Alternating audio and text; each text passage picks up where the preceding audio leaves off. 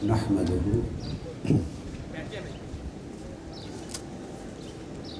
ونصلي ونسلم على سيدنا ومولانا محمد رسوله النبي الأمين المكين الحنين الكريم الرؤوف الرحيم. أما بعد، أعوذ بالله من الشيطان الرجيم. بسم الله الرحمن الرحيم. وما محمد إلا رسول صدق الله مولانا العظيم. محترم المقام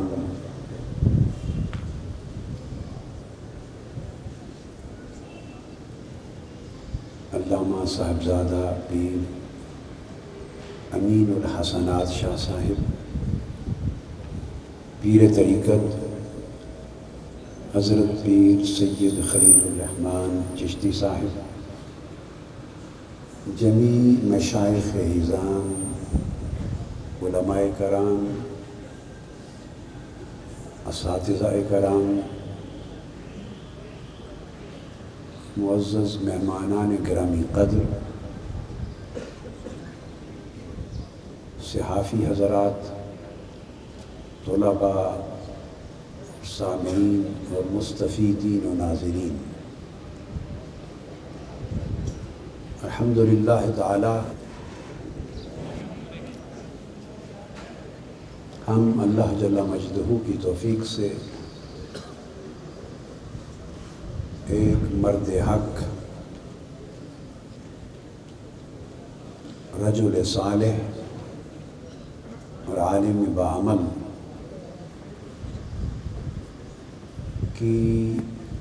کے ذکر اور یاد کی مجلس میں حاضر ہیں۔ میری مراد استاذ العلماء مفتی اعظم حضرت علامہ مولانا محمد حسین نعیمی رحمۃ اللہ تعالی علیہ سے۔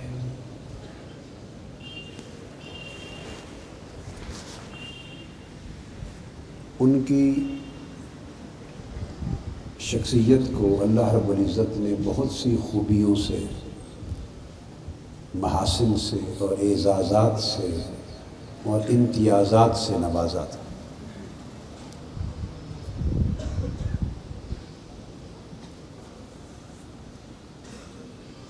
ان جمیع امتیازات کا احاطہ مختصر وقت میں ممکن نہیں ہے۔ میں صرف دو کا حوالہ دینا چاہتا ہوں۔ ایک یہ کہ یہ سعادت اکابر میں سے ہر ایک کو نصیب نہیں ہوتی، کم کو نصیب ہوتی ہے کہ ان کی اولاد ساری کی ساری انہی کے نقش قدم پہ چلے۔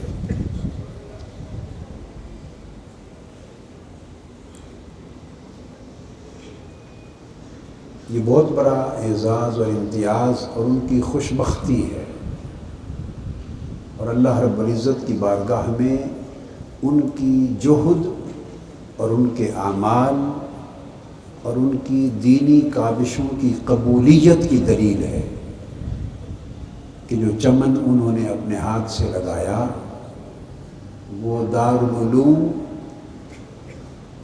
کئی مدارس و جامعات کی شکل میں بھی آباد و شاداب ہے، اور جو اولاد اللہ رب العزت نے انہیں عطا کی وہ انہی کے مشن کے علم بردار بن کر آج کے دن تک باطل کے ساتھ نبرد آزما ہے۔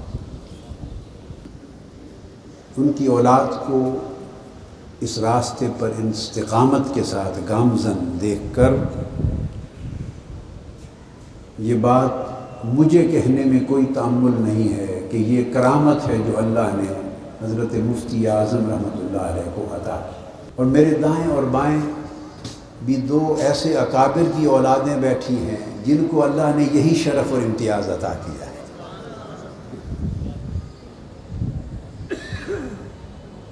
دوسرا نمایاں پہلو حضرت مفتی اعظم رحمۃ اللہ تعالیٰ علیہ کی زندگی کا یہ تھا کہ ان کی پوری زندگی فروغ عشق رسول میں اور فروغ معرفت رسول میں سر. میرے حضرت مفتی صاحب رحمۃ اللہ تعالیٰ علیہ کے ساتھ تعلق کے دو ادوار ہیں. ان میں سے ایک دور آپ میں سے بہت سے لوگ جانتے ہیں، وہ ایک دور شاید بہت کم لوگ جانتے ہیں. وہ پہلا دور میرا 1971 سے 1974-75 کا زمانہ ہے، جب میں پنجاب یونیورسٹی میں دورہ حدیث کر کے اپنے دینی شرعی درسی علوم کا نصابی خاتمہ، نصابی تکمیل، ورنہ تو تکمیل آج کے دن تک نہیں ہوئی ہے، نصابی دراسی اور منہجی تکمیل کر کے میں لاہور آیا تو 4-5 سال کا زمانہ MA علوم اسلامیہ اور بعد میں لاء LLB پنجاب یونیورسٹی میں کر رہا تھا. تو یہ 4-5 سال کا زمانہ میرا بیتا. اس وقت بڑی کثرت کے ساتھ حضرت مفتی اعظم کے ساتھ ملاقات رہتی تھی اور ان کی زیارت کا شرف نصیب ہوتا رہتا تھا. یہ وہ دور تھا کہ بہت سے نوجوان اس زمانے کو شاید نہیں جانتے، عمر رسیدہ بزرگ جانتے ہیں، چونکہ میں بات اب کر رہا ہوں کوئی 34-35 برس پہلے کی. یہ وہ زمانہ تھا جب لاہور علم و ادب کا گہوارہ تھا. میر تقی میر نے بھی ایک زمانے میں دہلی کے لیے کہا تھا کہ دلی جو ایک شہر تھا عالم کا انتخاب، اس کو فلک نے لوٹ کر ویران کر دیا. رہتے تھے جہاں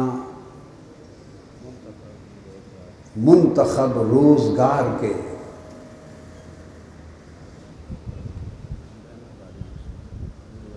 ان کا کسی نے تعارف پوچھا تھا کہ یہ جو شاعر آئے ہیں ان کا تعارف کیا ہے؟ کہنے کہ ہم رہنے والے ہیں اسی اجڑے دیار کے. وہ دور یونیورسٹیوں کے اعتبار سے جامعات میں، تعلیمی اداروں میں ہر لحاظ سے علم اور ادب کا ایک بڑا غالب ماحول تھا. کثرت کے ساتھ علمی محافل، علمی مذاکرات، کانفرنسز اور سیمینار ہوتے تھے. میرا طالب علمی کا دور تھا اور شاید ہی کوئی مجلس، کوئی سیمینار، کوئی کانفرنس، کوئی مجلس مذاکرہ شاید ہی کوئی ایسی ہو جس میں چند حضرات جن کے نام ابھی گنوا رہا ہوں ان میں سے کسی کا نام شامل نہ ہوتا. ہر علمی مجلس اور ہر علمی مذاکرہ اور ہر علمی کانفرنس کے لیے یہ عناصر ترکیبی کا گویا درجہ رکھتے تھے. ان کے بغیر کوئی علمی مجلس اور ادبی مجلس سجتی نہ تھی. ہر ایک میں مدعو ہوتے اور نوجوانوں میں سے ہر مجلس میں صرف میں ہوتا. سو ہر وقت ملاقات رہتی تھی. ان میں ایک مفتی اعظم استاذ العلماء حضرت مفتی محمد حسین نعیمی رحمۃ اللہ علیہ، میں ان کے نام سے شروع کر رہا ہوں. ایک عظیم مفسر قرآن ضیاء الامت حضرت پیر محمد کرم شاہ صاحب رحمۃ اللہ تعالی علیہ. ایک مجاہد ملت مولانا عبدالستار خان نیازی رحمۃ اللہ علیہ. یہ 3 نام ادھر سے، اور میں دوسرے بھی بتاتا ہوں. انجینئرنگ یونیورسٹی میں شعبہ علوم اسلامیہ کے سربراہ تھے سید ابو بکر غزنوی. نفیس الطبع آدمی تھے اور اہل حدیث مکتب فکر میں مقابلتاً بڑے معتدل آدمی تھے، اور وہ بیٹے تھے مولانا سید داؤد غزنوی کے، جو معروف اہل حدیث عالم ہو گزرے ہیں۔ تو یہ سید ابو بکر غزنوی اور ایک اہل حدیث عالم احسان الہی ظہیر صاحب، یہ 5 افراد میں نے گنے ہیں، اور چھٹا میں ایک نوجوان دبلا پتلا سا، میں بھی شریک ہوتا تھا، یعنی ہر جگہ دعوت دے دیتے تھے مجھے، وہیں طور ہر مجلس میں، ہر مذاکرہ میں، ہر کانفرنس میں ہمارے 2-3 گھنٹے 4 گھنٹے اکٹھے بسر ہوتے بطور سپیکرز کے۔ تو یہ 4-5 سال کا ایک زمانہ ہمارا باہمی ربط اور تعلق اور ان کی نیاز مندی کے ساتھ اور کثرت کے ساتھ ان کے شرف زیارت سے بہریابی کے ساتھ گزرا ہے۔ یہ جان پہچان کی بنیاد بنی تھی۔ پھر جب میں 1978 میں دوبارہ پنجاب یونیورسٹی میں بطور لیکچرر آیا اسلامک لاء کا، اور پھر اس کے بعد پی ایچ ڈی ہو گئی، پھر وہ باقی معاملات ہو گئے، پھر میں LLM کو پڑھانے کے لیے پروفیسر ہو گیا۔ تو یہ 12-14 سال کا عرصہ جو میں نے پنجاب یونیورسٹی میں پڑھایا، تو وہ دور لیکچرر سے لے کے پروفیسر اسلامک لیجسلیشن کے اس پروفیسرشپ تک، پھر یہ پیریڈ ہمارا بڑی قربت کا گزرا، حتیٰ کہ یہاں پھر جب قاضی کورس شروع ہوا تو حضرت مفتی صاحب رحمۃ اللہ علیہ بڑی کثرت کے ساتھ میرے پاس پھر تشریف لاتے، اور قاضی کورس کا نصاب بھی پھر ہم نے مل کے خود بنایا تھا۔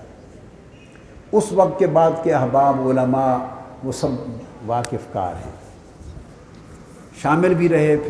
پھر میں ہفتے میں یاد نہیں، روزانہ یا 3-4 بار ہفتے میں پھر پڑھانے آتا تھا، 6 مہینے یا سال تک پھر اس جگہ کلاس ہوتی تو پھر پڑھانے آتا تھا میں۔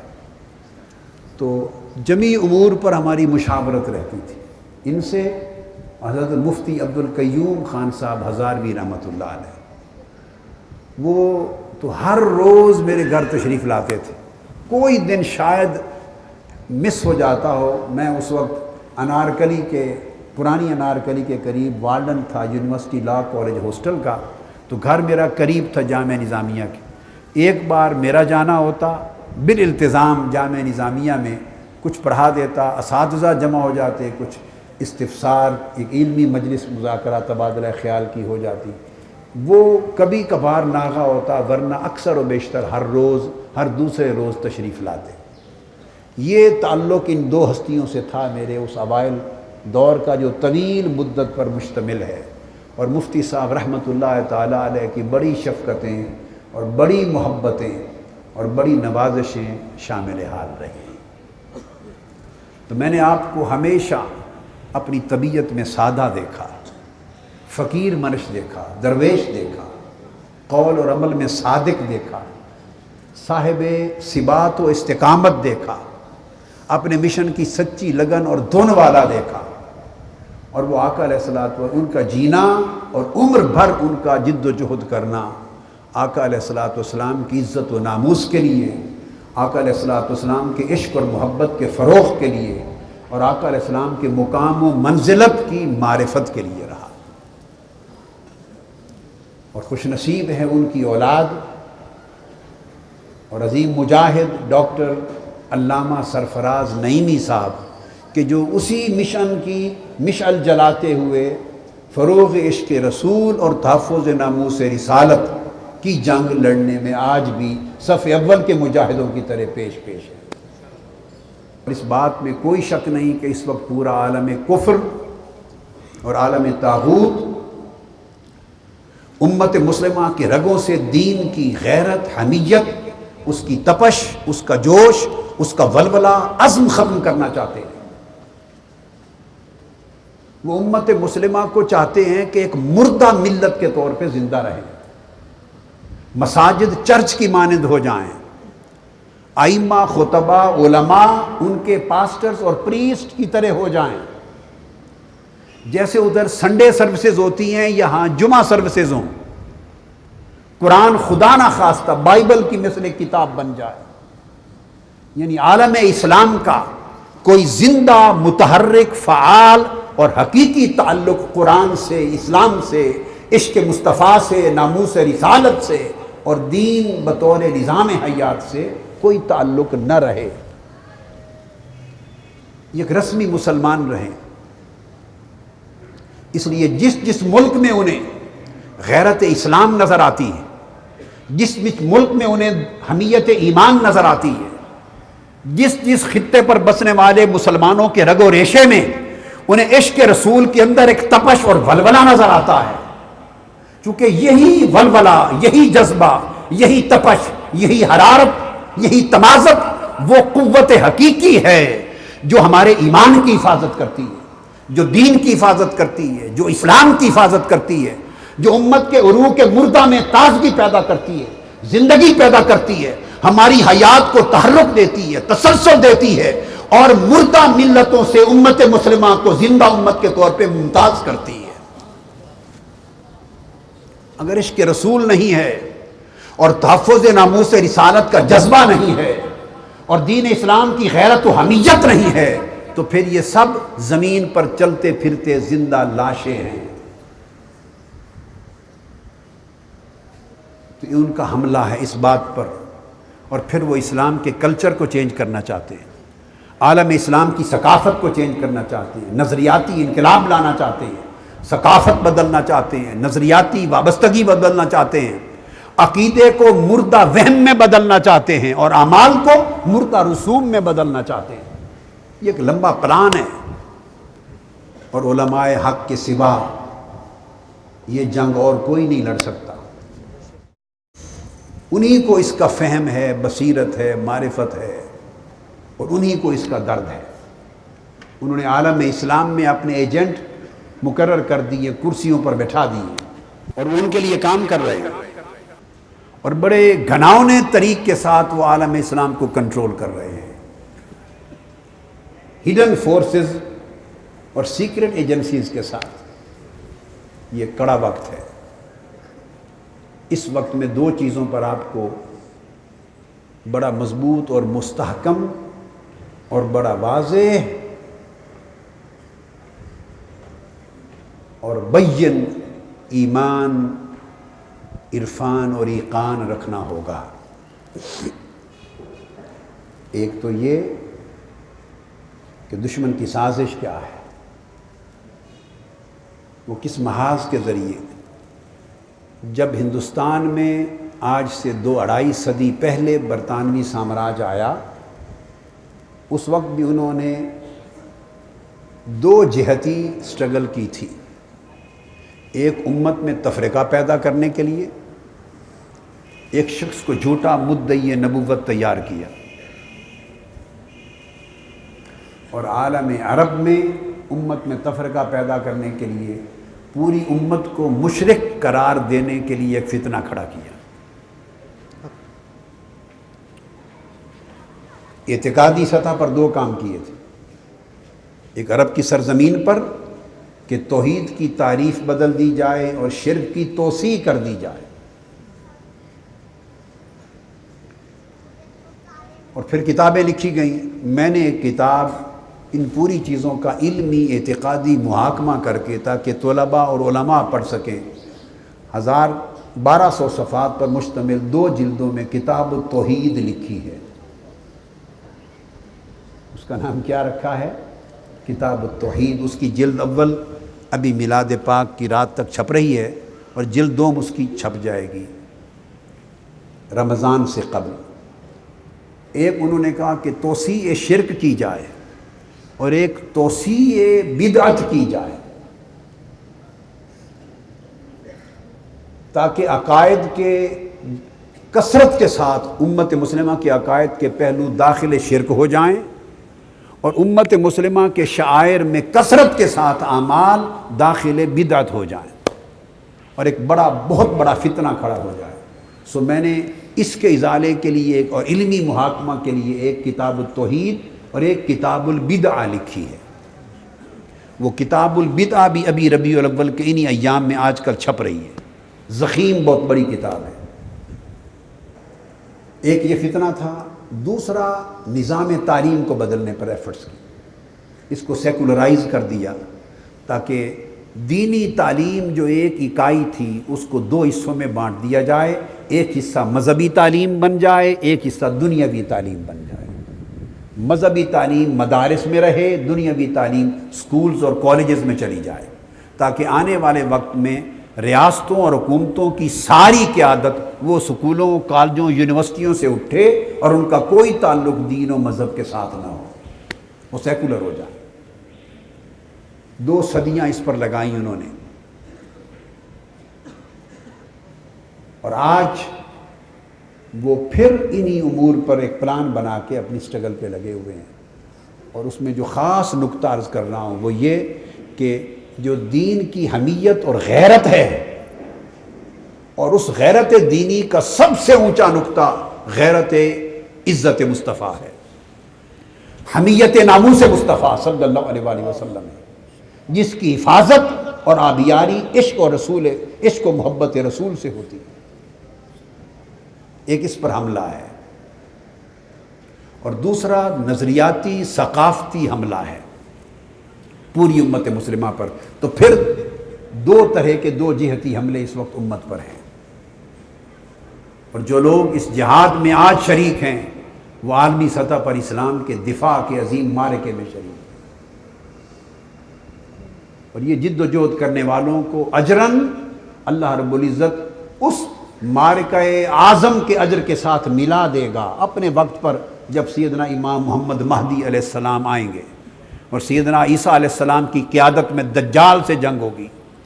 تو ایک طرف سمجھیں مہدوی قوتیں ہیں اور ایک طرف دجالی قوتیں ہیں جو اپنی اپنی جنگ کے اوائل سفر کا آغاز کر چکی ہیں، اور یہ جد و جہد کرنے والے اجراً ان بڑے معرکوں کے ساتھ میں امید کرتا ہوں کہ اللہ رب العزت ان کو ملا دے گا، اجر اور ثواب کے اعتبار اور قبولیت کے اعتبار سے ان کے ساتھ ملا دے گا۔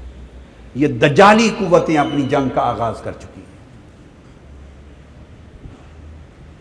اب اس پوری چیز کے تحفظ کے لیے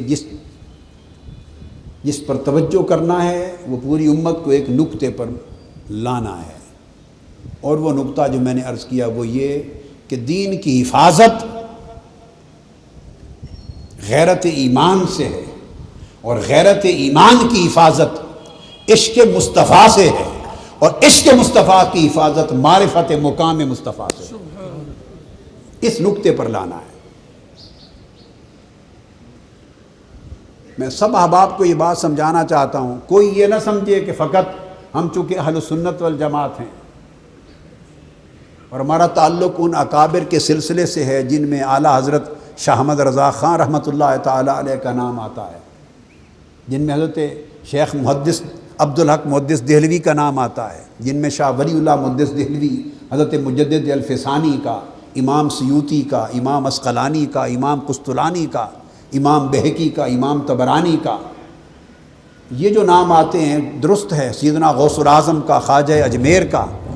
ہمارے اکابر وہ ہیں، ہم ان کے نقوش قدم پر چلنے والے لوگ ہیں، اور ان کے مبارک قدموں سے اٹھنے والی گرد سے روشنی لینے والے لوگ ہیں۔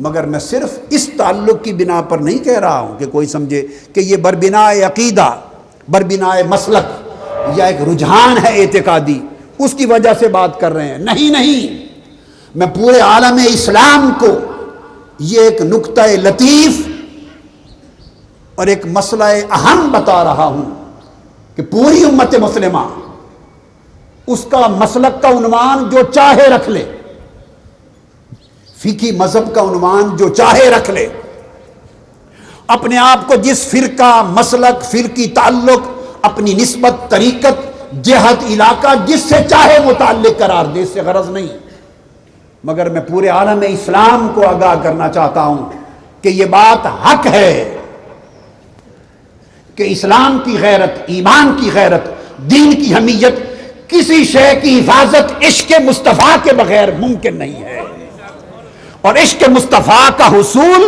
معرفت مقام مصطفیٰ کے بغیر ممکن نہیں ہے۔ میں دہرا رہا ہوں اس بات کو، معرفت مقام مصطفیٰ، جب تک معرفت مقام نبوت نہ ہوگی، معرفت عظمت رسالت نہ ہوگی، جب تک معرفت تمکنت محمدی نہ ہوگی، جب تک معرفت نسبت محمدی نہ ہوگی، تمہیں کیا خبر کہ کس سے عشق کرنا ہے اور کس سے نہیں کرنا۔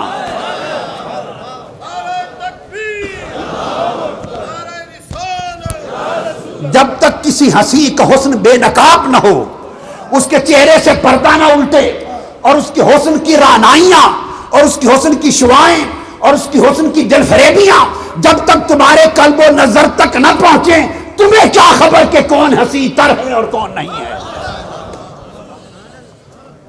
اس لیے آقا علیہ السلام سے اگر کوئی تعلق عملی قائم کرنا چاہتا ہے، تعلق اطاعت قائم کرنا چاہتا ہے، تعلق اتباعی قائم کرنا چاہتا ہے، تعلق پیروی کا قائم کرنا چاہتا ہے، آقا علیہ السلام کی بارگاہ سے جس طرح کا تعلق اور نسبت اور ربط اور واسطہ پیدا کرنا چاہتا ہے، اس کا انحصار اس بات پر ہے کہ اسے پہلے معرفت منزلت محمدی نصیب ہو۔ اسی کی معرفت میں جن لوگوں نے ٹھوکر کھائی، وہ قرآن پڑھ کے بھی گمراہ ہوئے اور حدیث پڑھ کے بھی گمراہ ہوئے۔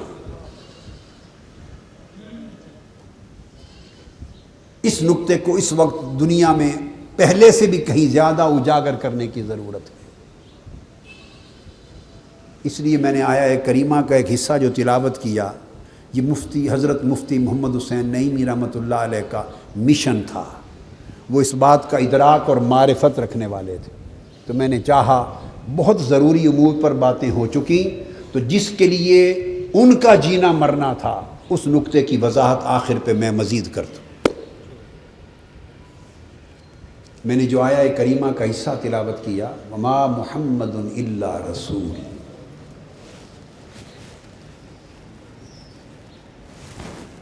اس کا ترجمہ جو میں کر رہا ہوں وہ ذرا غور سے سن۔ اللہ رب العزت نے فرمایا کہ محمد صلی اللہ علیہ وآلہ وسلم اور کچھ نہیں ہے مگر سرتا پا رسول ہے۔ یہ ترجمہ ہے جو میں کر رہا ہوں۔ وما محمد، یاد رکھ لے، محمد ایک شخصیت کا عنوان ہے، جیسے اللہ اسم ذات ہے۔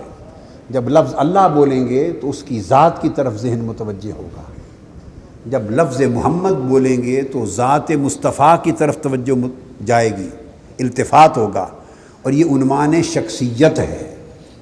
اللہ رب العزت نے فرمایا وما محمد، محمد کو صلی اللہ علیہ وآلہ وسلم اسے ایک شخصیت کے روپ میں نہ دیکھو۔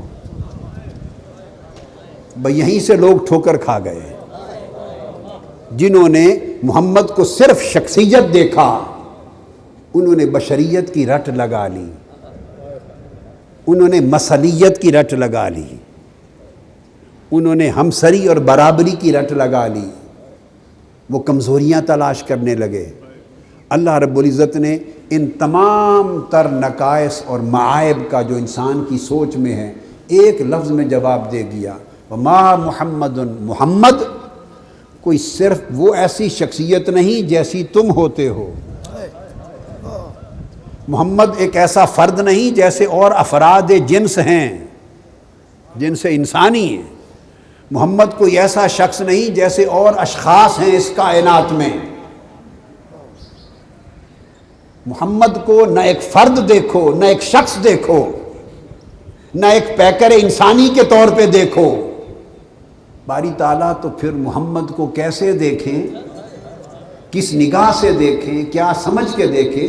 فرمایا وما محمد الا رسول، محمد کو دیکھو تو صرف یوں دیکھو کہ سر سے پاؤں تک رسول ہے، سراپا رسالت ہے۔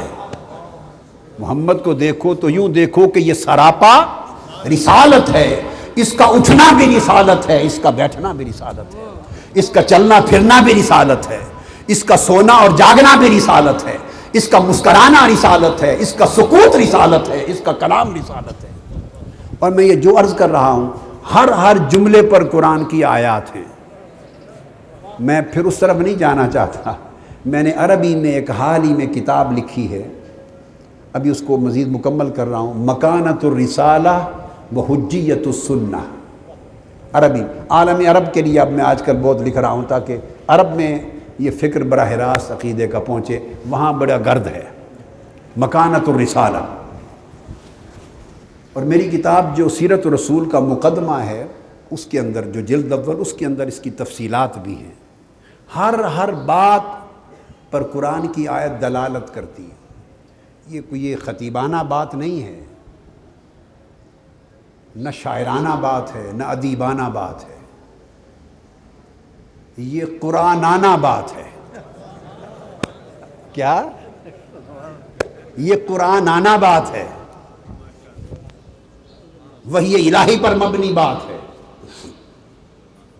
اللہ رب العزت نے اس لیے کہ تم اگر محمد کو شخصیت کے طور پہ دیکھو گے تو تم انہیں پھر شخصیتوں میں رکھ کر تولو گے، پھر جتنی تمہاری سمجھ میں بات آئے گی اتنا کچھ سمجھو گے،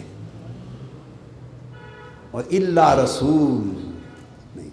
اور اگر انہیں فقط سراپا رسول دیکھو، اب میں نے اتنا ہی فرق کیا فقط، اور اللہ کی اقسام ہے، میں اب نحوی بحث میں نہیں جانا چاہتا، نحو اور بلاغت میں، کہ میں نے اللہ کی کون سی قسم لی، وہ طویل اقسام ہیں، اہل علم جانتے ہیں۔ اسی اللہ کا ترجمہ کرتے ہوئے کسی نے فقط کر دیا تو بات اور ہو گئی، میں نے سراسر کر دیا تو بات اور ہو گئی۔ کسی نے کہا کہ محمد کچھ نہ تھے، فقط رسول، لفظ فقط بھی اس آیت میں تو لکھا ہوا نہیں تھا، انہوں نے اللہ سے استنباط کیا، تو میں نے فقط کی بجائے اس اللہ کا معنی سراسر کیا، اس نفی اس بات کا معنی، اس کا ماحصل سراسر ہوا کہ محمد صلی اللہ علیہ وسلم کوئی اور فرد، شخص اور بشر نہیں ہیں جیسا تم غلطی سے سمجھنے لگو۔ اللہ رسول، وہ تو سراسر رسول ہیں، وہ پہلے دن سے سراسر رسول ہیں، ان کا ہر عمل رسول ہے، ان کا ہر قول رسالت ہے، ان کا ہر فعل رسالت ہے، ان کا سکوت و کلام رسالت ہے۔ اس لیے عبداللہ بن عمرو بن العاص، آقا علیہ السلام نے جو فرمایا قید العلم بالقلم، بخاری شریف میں احکام آ گئے کہ اب میری ہر بات لکھ لیا کرو، حدیث کو لکھا کرو، کتابت شروع ہو گئی۔ عبداللہ بن عمرو بن العاص رضی اللہ تعالیٰ عنہ نے پوچھا یا رسول اللہ، تو میں آپ کی ہر بات اب لکھ لیتا ہوں، حالانکہ کچھ باتیں آپ روٹین کی زندگی میں ارشاد فرماتے ہیں، خوشی میں کچھ باتیں، کسی پر غصہ، ناراضگی، جلال ہوتا ہے تو ناراضگی میں بھی ارشاد فرماتے ہیں، تو کیا ناراضگی میں بھی کہی ہوئی باتیں اسی طرح لکھتا رہا کروں؟ آقا علیہ السلام نے فرمایا اکتب بما قلت، جو کچھ میں کہتا ہوں، اکتب ما سمعت عنی، جو کچھ تو مجھ سے سنتا ہے لکھ لیا کر، اس لیے کہ ما اقول الا الحق، میری زبان سے خوش ہوں یا ناراض، حق کے سوا نکلتا کچھ نہیں۔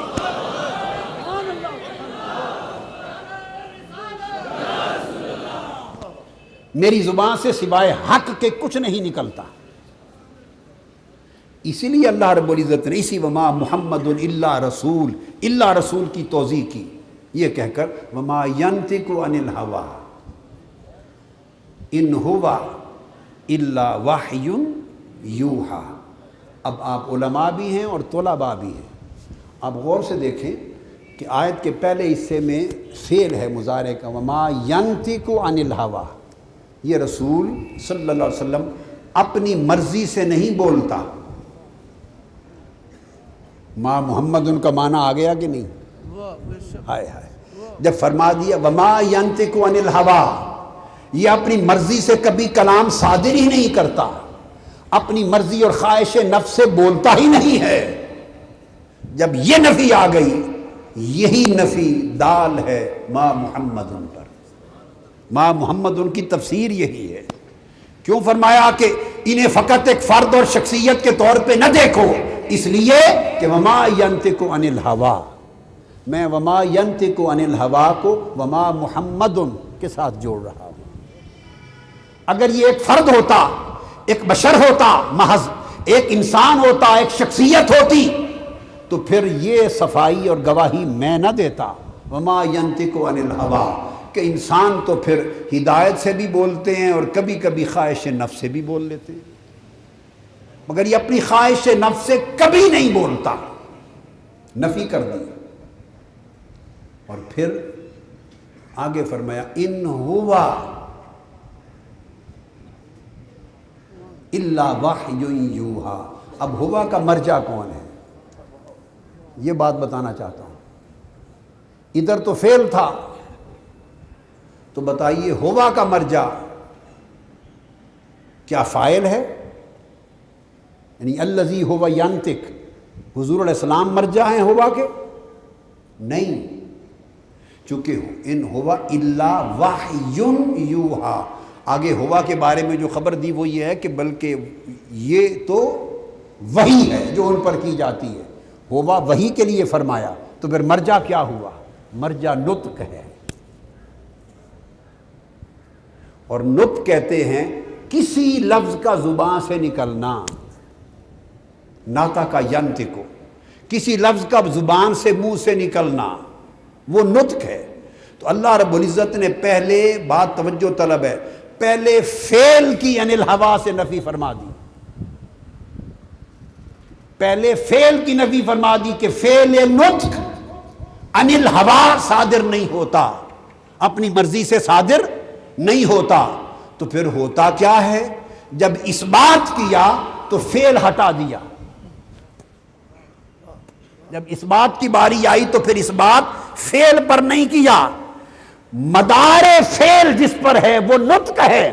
فرمایا ان ہوا، بولتے تو یہ نبی اپنی مرضی سے کچھ بھی نہیں، مگر اب تمہیں بتاتا ہوں کہ یہ کہتے کیا ہے۔ فرمایا ان ہوا، جو لفظ جس حال میں، جس وقت میں، جس کیفیت میں، جس لمحے بھی اس کی زبان سے نکل جائے وہ میری وحی ہوتا ہے۔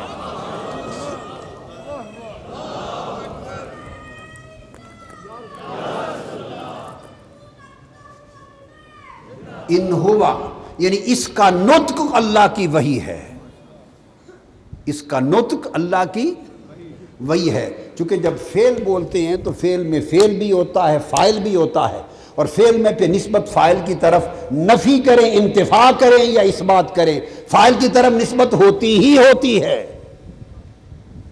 میری بات سمجھ رہے ہیں علماء اور طلباء؟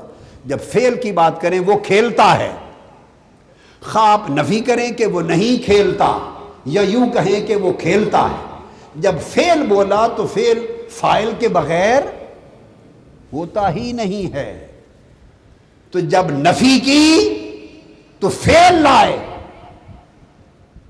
اور اس میں فاعل کی طرف نسبت تھی، وہ کر دیا کہ اپنی مرضی سے نہیں بولتے۔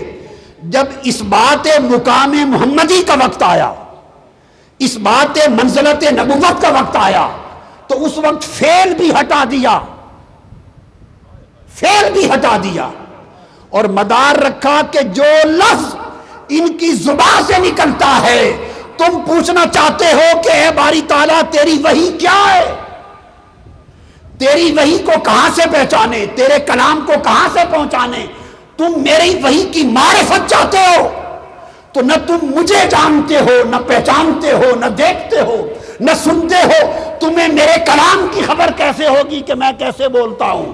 آؤ، اگر میرے کلام کی معرفت چاہتے ہو تو مصطفیٰ کے لبوں کو دیکھا کرو، جو لفظ مصطفیٰ کے لبوں سے نکلتا ہے وہ میرا کلام ہوتا ہے۔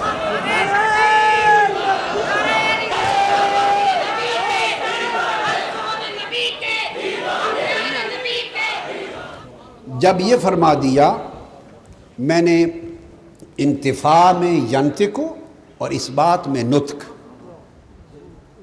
نفی میں ینطق اور اس بات میں نطق، ان دونوں کا جو فرق سمجھانے کے لیے کہا کہ یہ بات سمجھا دی کہ میرے کلام کو اگر چاہتے ہو جاننا تو پھر مصطفیٰ کے لبوں کو دیکھو، ان ہوا، اس کے لب جب ہلیں تو کوئی لفظ تو نکلے گا ہی نا، جب مصطفیٰ لب کھولے گا تو کوئی لفظ تو نکلے گا، بس دھیان کرو جو لفظ نکلے وہ میرا کلام ہے، چونکہ میں لب نہیں رکھتا، میں لبوں سے پاک ہوں، بس کلام میرا ہے، لب اس کے ہیں، یہ منزلت محمدی ہے۔ اس کے لب ہیں، میرا کلام ہے۔ اب یہاں ایک بڑی لطیف بات کہہ دوں، اور اس ایک لطیف بات میں 1000 سوالوں کا اور اعتراضات کا جواب آ جائے گا، 1000 کا۔ وہ کیا؟ جب رب کائنات نے شہادت دے دی کہ ان کی زبان سے جو لفظ نکلتا ہے وہ وحی ہے۔ اب یہ چیز آپ جانتے ہیں کہ وحی کی پھر 2 قسمیں ہوتی ہیں، وحی مطلوب اور وحی غیر مطلوب۔ تلاوت والی وحی قرآن ہے اور غیر تلاوت کے وحی حدیث ہے، اس پر امت کا کوئی اختلاف نہیں ہے۔ مگر یہ بات طے ہے کہ جو لفظ مصطفیٰ کی زبان سے نکلے وہ وحی الہی ہے۔ فرمایا وحی یوحا، جو ان کی طرف کی جاتی ہے۔ اب تیسرا نقطہ جو اس میں سے استنباط کر رہا ہوں، اور وہ بڑی ایک لطیف بات ہے، وہ یہ، اب کوئی شخص حضور کی حدیث پڑھے اور کہے فلاں جگہ حضور نے فرمایا مجھے معلوم نہیں، کوئی ایک اور حدیث پڑھے اور پھر کہے کہ اس میں حضور نے فرمایا مجھے علم نہ تھا، پھر کوئی حدیث پڑھے اور کہے کہ حضور نے فرمایا مجھے اس کا بھی علم نہیں، تو نادان اس جملے کو عدم علم پر اطلاق کر کے اور اس آیت کے ساتھ جوڑو۔ کیا یہ کہنا چاہتے ہو کہ حضور نے تو جو کہا وہ خدا کی وحی ہے، وہ تو اللہ بول رہا ہے، زبان مصطفیٰ پہ اللہ بول رہا ہے؟ تو اگر وہ فرما رہے ہیں کہ مجھے معلوم نہیں، تو گویا منسوب کر رہے ہو کہ اللہ کو علم نہیں۔ علم نبوت نہیں، علم الہی ہے۔ جو بولتے ہیں وہ خدا کی وحی ہے، تو خدا اپنی وحی میں حضور کی زبان سے لا علمی کا اظہار کروا رہا ہے اور لا علمی کا اقرار کروا رہا ہے؟ نہیں۔ جب ایسی کوئی حدیث دیکھو جس میں لفظاً عبارتاً لا علمی نظر آئے تو اسے لا علمی پہ محمول نہ کرو، اس کی اصل حکمت جانو کہ بات کیا ہے، اس کی تشریح اور تطبیق ہونی چاہیے۔ تو آقا علیہ الصلوۃ والسلام کو اللہ رب العزت نے تو ایک ایک عمل سے یہ دیکھا، نطق یہاں قول سے نفی کر دی، کیا؟ قول سے نفی کر دی کہ قول ان کا نہیں، وہ میرا ہے، اور ان کے قول میں کوئی ہوائے نفس نہیں۔ اور اس قول سے پہلے فعل میں نفی کر دی ہوائے نفس کی، فرمایا وَالنَّجْمِ إِذَا هَوَى مَا ضَلَّ صَاحِبُكُمْ وَمَا غَوَى۔ اور یہ بات ما ضل صاحبکم وما غوا، جن کو یہ گمان اور مغالطہ لگا کہ 40 سال معاذ اللہ استغفر اللہ بھٹکے رہے، یا 40 سال تک راہ معلوم نہ تھی، اور معاذ اللہ 40 سال تک استغفر اللہ ہدایت پر نہ تھے، جو یوں بھٹکے ہوئے ہیں ان کے لیے توجہ طلب بات ہے، اور اساتذہ اور طلباء کے لیے خاص امر ہے۔ اللہ پاک نے یہ جو نفی کی ما ضل صاحبکم وما غوا، یہ کس جگہ کی بات ہے؟ یہ بیان معراج ہے، یہ اس مقام عرضی کی بات نہیں ہے۔ اور بیان معراج میں کس حصے سے متعلق ہے کہ وہ نہ بھٹکے؟ میں صاحب کا معنی بعد میں کروں گا، کیونکہ صاحب کا ترجمہ جو کیا گیا میں نے وہ قبول نہیں کیا، میں نے ایک الگ ترجمہ کیا، وہ بتاتا ہوں آپ کو، آپ اس کی لذت اور حلاوت پھر تاکہ دنوں تک آپ کے دلوں میں ایک ذوق پیدا کرتی رہے۔ وہ نہ بھٹکے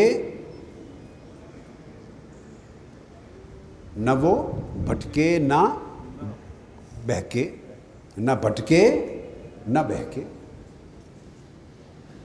اب بڑی توجہ طلب بات ہے، بات بھی معراج سے متعلق ہے، ٹھیک ہے؟ تو اس میں اگر حضور نہیں بھٹکے اور نہ بہکے تو اس میں حضور کا کون سا کمال تھا؟ جو میں آگے لاتا ہوں بات، کہ یہ کہنا کہ نہ وہ بھٹکے نہ بہکے، ان کو تو جبرائیل امین لے جا رہے تھے، تو جب اسی کا فرستادہ بھیجا ہوا نمائندہ جبرائیل حرم سے لے کے سدرۃ المنتہا تک جب لے جانے والے جبرائیل خود ہیں، تو نہ بھٹکنا نہ بہکنا، یہ مسافر کی کون سی کمال ہو گئی؟ جب ایک ڈرائیور گاڑی ڈرائیو کر رہا ہے کار میں، اور مالک گاڑی میں بیٹھا ہے، اور وہ صحیح اپنی جگہ پہ ڈرائیور جا کے پہنچے، تو مالک کہے میں پورا راستہ نہ پھٹکا نہ بہکا، یہ کمال تو ڈرائیور کا ہے جو سیدھا لے گیا، مالک تو سیٹ پر بیٹھا ہوا ہے۔ آقا علیہ السلام جانے والے تو براق پر سوار ہیں، لے جانے والے تو جبرائیل امین ہیں، تو نہ بھٹکے نہ بہکے۔ جبرائیل کی بات تو ہو سکتی ہے، اور وہ کیوں بھٹکتے، ان کا تو روز ہی آنا جانا تھا اس راستے پر، تو ان کی بات تو ہو سکتی ہے، حضور کی شان تو نہیں ہو سکتی۔ عدم دلال اور عدم غوایہ، یہ جو نفی دلال اور نفی غوایہ، ما ضل صاحبکم وما غوا، یہ جو نفی کی دونوں چیزیں کی، دلہ اور غوا، تو حضور کی شان تو نہیں بنتی اگر جبرائیل ساتھ ہوں، اگر جبرائیل امین ساتھ ہوں، اور جب تک جبرائیل امین ساتھ رہے تو یہ شان حضور کا امتیاز نہیں بنتا۔ وہ تو جو لے جانے والا تھا وہی ہے، صحیح لے جا رہا ہے۔ اس کے اطلاق کا وقت ہی تب آیا ہے جب جبرائیل امین نے عرض کیا یا رسول اللہ اس سے آگے میرے پر جلتے ہیں، اور سدرۃ المنتہا پر جب جبرائیل بھی نیچے رہ گئے اور براق بھی نیچے رہ گیا اور عالم مکان ختم ہو گیا، اور آقا علیہ الصلوۃ والسلام عالم مکان کو چھوڑ کر اب عالم لا مکان میں داخل ہوئے، اور لا مکان وہ تھا جہاں مکان بھی نہ تھا، سمت بھی نہ تھی، جہت بھی نہ تھی، راستہ بھی نہ تھا، طریق بھی نہ تھا، دلیل بھی نہ تھی، جبرائیل بھی نہ تھا، براق بھی نہ تھا۔ تو عالم لا مکان کا جب سفر شروع ہوا تو باری تعالیٰ نے اس وقت مصطفیٰ کی امتیازی شان پیدا کی کہ لوگوں، عالم مکان میں تو مصطفیٰ چلتا تھا، نہ بھٹکتا تھا نہ بہکتا تھا۔ لوگ سمجھ سکتے ہیں کہ راستوں کو نبی جانتا تھا، لیکن آؤ تمہیں نبی کے ایک ایسے سفر کی بات بتائیں جہاں نہ کوئی سواری تھی نہ دلیل تھا، جہاں نہ کوئی راستہ تھا نہ طریق تھا۔ ارے یہاں تو راستے بھی ہوتے ہیں، سڑکیں بھی ہوتی ہیں، طریق بھی ہوتے ہیں، نشان راہ بھی ہوتے ہیں، تو کہیں نہ کہیں خبر راستوں کی، بھٹکنے والوں کو بھی نشان منزل مل جاتا ہے۔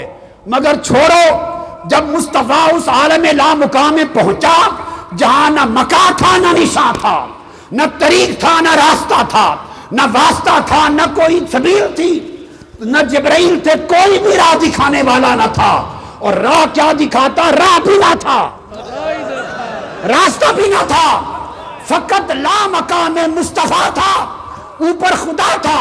تو وہ مقام جہاں راستہ بھی نہ تھا، میرا مصطفیٰ جب وہاں آیا، تم سمجھتے ہو جبرائیل لے گیا؟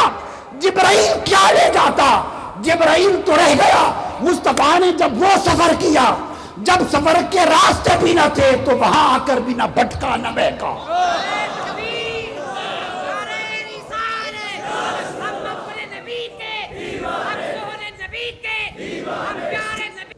تو اللہ رب العزت نے مقام اعلیٰ پر دلال اور غوایہ کی نفی کر کے مقام ادنا میں حضور کا صفات بیان کر دیا۔ جب مقام اعلیٰ پر صفات ثابت ہو جائے تو مقام ادنا پر بطریق اولا ہوتا ہے۔ وہ اس جگہ جہاں جگہ اور راستہ کوئی نہیں تھا وہاں نہیں بھٹکا، تو یہ راستوں سے بھری دنیا میں میرے محبوب نے کیسے بھٹکنا تھا؟ صفائی وہاں کی دی، اطلاق یہاں پہ کیا، اور پھر کہا کس کو؟ صحابہ کرام سے مخاطب ہوئے۔ کس سے مخاطب ہوئے؟ فرمایا ما ضل صاحبکم وما غوا۔ تو اس کے ترجمے ہیں، عربی کا لفظ ہے صاحب، تو رفیق بھی ترجمہ کر دیا جاتا ہے، درست ترجمہ ہے، چونکہ عربی کا لفظ ہے، ترجمہ درست ہے۔ صاحب بھی کر دیتے ہیں، رفیق بھی کر دیتے ہیں، ساتھی بھی کر دیتے ہیں۔ لغتاً صاحب کے سارے معنی درست ہیں، ترجمے بھی درست ہیں۔ میں جب اس آیت سورہ نجم کا ترجمہ عرفان القرآن جب مکمل کیا، تو جب میں یہ ترجمہ کر رہا تھا، اس مقام پہ پہنچا تو میرا قلم رک گیا۔ میرا جی نہیں کیا کہ خدا صحابہ سے خطاب کرے اور حضور کو کہے کہ تمہارا ساتھی۔ ہائے ہائے ہائے، صحابہ کو حضور کے لیے کہے تمہارا رفیق یا تمہارا ساتھی۔ کسی صحابی نے ایسا نہ کہا تھا، خدا کیوں کر کہہ سکتا ہے صحابہ ما ضل صاحبکم، کہ تمہارے ساتھی یا تمہارے رفیق نہ بھٹکے نہ بہکے۔ تو قلم رک گیا، میرا جی نہیں کیا۔ لغتاً ترجمے سب درست ہیں، مگر میرا جی نہیں کیا کہ میں یہ ترجمہ کروں رک کے میں نے پھر تأمل کیا، ایک لمحے میں اللہ پاک نے مجھے اس کا ترجمہ عطا کیا، اپنی ہدایت سے دل میں ڈالی، القاء کیا، تو میں نے ترجمہ کیا اس کا، ما ضل صاحبکم وما غوی، صاحب سواد ہا با سے ہے، اسی سے صاحب ہے، اسی سے صحبت ہے، اسی سے مصاحبت ہے، اسی سے صحابی ہے۔ تو صاحبکم کا معنی یہ ہے تمہیں اپنے شرف صحبت سے نوازنے والا، ہائے ہائے ہائے، تمہیں صاحبکم یعنی تمہیں اپنی صحبت کے فیض سے صحابی بنانے والا، تمہیں اپنی صحبت سے نوازنے والا، تمہیں اپنی صحبت سے نوازنے والا، وہ تو وہاں نہیں بھٹکا، یہاں کیسے بھٹکے گا؟ تو صحبت میں بڑے امتحانات ہوتے ہیں، صحبت میں قربت ہوتی ہے، اور قربت سے بڑے امتحانات بھی جنم لیتے ہیں۔ ان تمام امتحانات کی جڑ کاٹ دی کہ یوں رہتا تو میرا محبوب تمہیں اپنی صحبت میں رکھتا ہے، تم قریب رہتے ہو، مگر کہیں قربت اور صحبت کی وجہ سے ہم سری کا خیال دور بھی کسی کو نہ آ جائے، وہ ہے کہ ما ضل صاحبکم وما غوی، کہ دلال اور روایت کبھی اس کے قریب نہیں گزری۔ تو یہ بھی معنی منزلت کا، وما محمد، یہ اسی کی تفسیر ہے، الا رسول، مگر وہ تو سراپا رسالت ہے۔ تو جو سراپا رسالت ہو وہ پھر بھٹکتا نہیں ہے، جو سراپا رسالت ہو بھٹکتا نہیں۔ اب گفتگو کے آخری اور دوسرے حصے کی طرف، جو سراپا رسالت ہو بھٹکتا نہیں۔ اب گفتگو کے آخری اور دوسرے حصے کی طرف، حدیث پاک کی طرف آتے ہیں۔ صحابہ کرام کا مدار ایمان اسی معرفت پر تھا۔ اللہ رب العزت نے جو فرمایا الذین یؤمنون بالغیب، متقی اور مومن متقی وہ ہیں جو غیب پر ایمان لاتے ہیں، بن دیکھے مانتے ہیں، بن دیکھے۔ تو بڑی قاعدے کی بات ہے، ٹھیک ہے ایمان علم کا موضوع نہیں ہے، بن دیکھے ماننا ہے، مگر یہ دیکھیے کہ اگر آپ جانتے ہی نہ ہوں کسی کو تو مان سکتے ہیں؟ تو جو آپ کے اپنے ذرائع ہیں، جب غیب کہہ دیا تو وہ تو گئے، اپنے بشری استعداد علم کے ذرائع گئے، تو فرمایا پھر بن دیکھے ایمان لاتے ہیں۔ جب اپنے ذرائع سے معلوم نہیں کہ کس پر ایمان لانا ہے، اپنے ذرائع سے یہ خبر ہی نہیں کہ کس پر ایمان لانا ہے، اللہ ہے نہیں ہے تو کتنے ہیں، ایک ہے یا زیادہ ہیں، کب سے ہے، کب تک ہے، کیسے لانا ہے، جنت ہے، دوزخ ہے، جو جن حقائق پر جو غیب کا محل ہے ان پر ایمان لانا ہے۔ تو جب آپ اپنے ذرائع علم سے انہیں جانتے ہی نہیں ہیں تو مانیں گے کیسے؟ ایمان بالغیب کی بات کر رہا ہوں۔ تو اللہ رب العزت نے تو قرآن مجید کی ابتدا میں راز کھول دیا، فرمایا لوگو حقائق غیبیہ کا ادراک تمہیں اپنے ذرائع سے نہیں ہو سکتا، اس کے باوجود تم نے ایمان لانا ہے۔ تو باری تعالیٰ جب ہم جان نہیں سکتے ایمان کیسے لائیں، تو پھر ایمان لانے کا فقط ایک ذریعہ رہ گیا، اور وہ رہ گیا زبان نبوت۔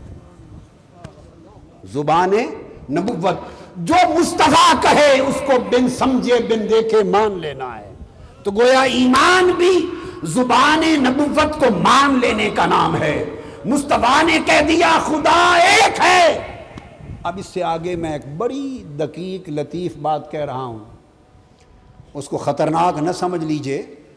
اہل علم اور اہل کلام اور متخصصین فی العقیدہ کے نزدیک بڑی واضح ہے، ان کو کوئی شک و شبہ نہیں، مگر منتہی بڑی اونچے درجے کی کتب میں یہ بحثیں ہیں، اونچے درجے کی کتب میں، طلباء کے اطمینان کے لیے تاکہ دل جما لیں، ایسے گھبراہٹ پیدا نہ ہو جائے۔ میں ذمہ دار ہوں جو کہہ رہا ہوں، خود ذمہ دار ہوں۔ مصطفیٰ نے فرما دیا خدا ایک ہے، توحید ہمارا ایمان بن گئی۔ مجھے خدا کی توحید کی قسم، اگر پیغمبر برحق مصطفیٰ فرما دیتے خدا دو ہیں تو دو خداؤں کو ماننا ایمان ہوتا۔ اگر پیغمبر کہہ دیتا، چونکہ پیغمبر کا کہنا ان هو الا وحی یوحی، خدا کے فرمان سے۔ اگر وہ کہہ دیتا دو ہیں تو دو خدا ہی ایمان ہوتے، حضور فرما دیتے تین ہیں تو تین خداؤں کو ماننا ایمان ہوتا۔ ارے تم اور ہم اور توحید اور وحدانیت کا ڈنڈورا پیٹنے والے، یہ جو خدا کو ایک مانتے پھرتے ہیں، کس کے کہنے سے ایک مانتے ہیں؟ بولیے، حضور کے کہنے سے ایک مانتے ہیں۔ اور جب اس نے اپنا ایک ہونا منوایا تو تب بھی ڈائریکٹ نہیں کہا کہ میں ایک ہوں، انا اللہ احد نہیں کہا، فرمایا قل هو اللہ احد، محبوب یہ بھی تو کہہ دے کہ میں ایک ہوں۔ قل، آپ کہہ دیں هو اللہ احد کہ وہ ایک ہے، یہ بھی آپ کہہ دیں۔ باری تعالیٰ تو خود کیوں نہیں فرماتا ان سے، خود کہہ دے ان سے؟ تو انہوں نے فرمایا نہیں، کیونکہ میں نے جس سے کلام کر دیا وہ تو نبی ہو جائے گا۔ اللہ نبوت کی تعریف کیا ہے؟ نبوت کی تعریف اصطلاحی کیا ہے؟ جس سے خدا کلام کرے وہ نبی ہے۔